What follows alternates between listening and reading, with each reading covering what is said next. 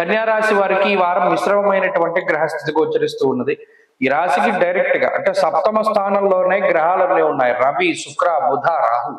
షష్ఠ శనేశ్వరుడు కొంత యోగ్యంగా ఉన్నారు. గురుబలం ఉన్నది. వారంలో ప్రారంభంలో చంద్రబలం, చివరిలో చంద్రబలం, అంటే 3 గ్రహాల మీద బలం మాత్రమే ఉన్నది.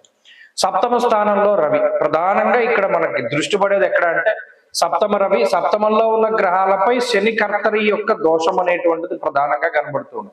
ఇక్కడ భాగస్వామ్యం అనేటువంటి మాట ఎక్కడ వినిపించినా జీవితంలో ఆ బాండింగ్ బ్రేక్ అవ్వడానికి గ్రహస్థితి ఎక్కువ అవకాశాన్ని కల్పిస్తూ ఉంటుంది.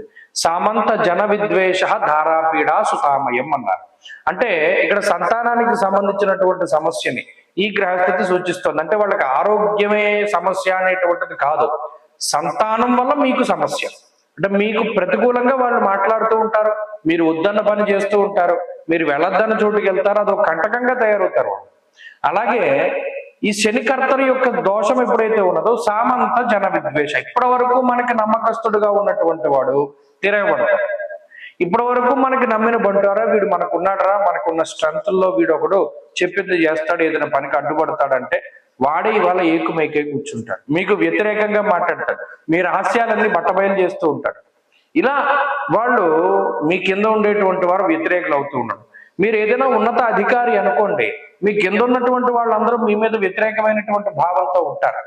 అంటే ఇలా మీకు మీ యొక్క స్థాయి కన్నా లేదా కుటుంబంలో మీరు పెద్ద అనుకోండి, కింద కుటుంబ సభ్యులందరూ మిమ్మల్ని ఏడిపిస్తూ ఉంటారు, మీరు చెప్పింది చేయకుండా మీకు వ్యతిరేకంగా మాట్లాడారు. ఇక్కడ దానికి కారణమే ఈ గ్రహస్థితి. భాగస్వామ్యము అనేటువంటిది ఎక్కడున్నా బ్రేక్ అవుతుంది.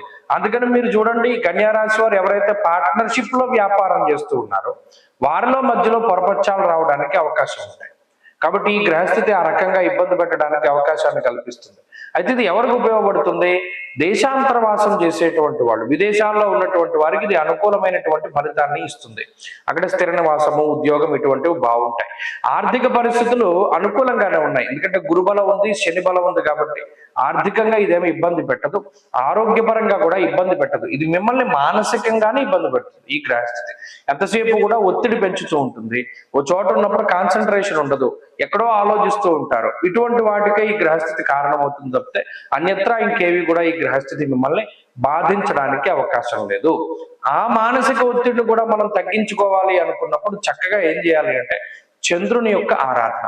ఉమామహేశ్వర స్తోత్రం, స ఉమా అంటే సోమ అన్నారు, అందుకని ఆ సోముణ్ణి ఆరాధన చేయమన్నారు.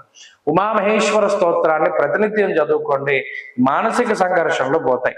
అలాగే ఈ వారంలో కలిసి వచ్చేటువంటి రోజు శనివారంగా చెప్పవచ్చును.